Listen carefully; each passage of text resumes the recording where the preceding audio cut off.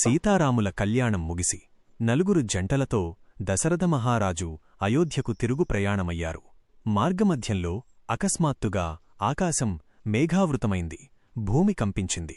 ధగధగ మెరిసే గొడ్డలిని చేతబూని సాక్షాత్తు ఆ పరమశివుని అవతారమో అన్నట్లు పరశురాముడు ప్రత్యక్షమయ్యాడు. పరమశివుని విల్లును విరిచినవారు ఎవరంటూ ఆగ్రహంతో ఊగిపోతున్న పరశురాముణ్ణి చూసి దశరథుడు వణికిపోయాడు. కాని శ్రీరాముడు మాత్రం చిరునవ్వుతో శాంతంగా నిలబడ్డాడు. ఓ మహర్షి, ఆ విల్లు విరిగింది నా చేతులమీదుగానే అని రాముడు వినయంగా సమాధానమిచ్చాడు. పరశురాముడు తన దగ్గర ఉన్న వైష్ణవ ధనుస్సును అందించి దీనిని ఎక్కుపెట్టగలవా అని సవాలు విసిరాడు. శ్రీరాముడు ఆ విల్లును తీసుకుని ఎక్కుపెట్టిన మరుక్షణం పరశురాముడికి ఎదురుగా ఉన్నది సాక్షాత్తు శ్రీమహావిష్ణువు అని అర్థమైపోయింది. ఆ రాముని తేజస్సును చూసి పరశురాముడు తన తప్పు తెలుసుకుని నమస్కరించాడు. ఆపై అంతా క్షేమంగా అయోధ్యకు చేరుకున్నారు.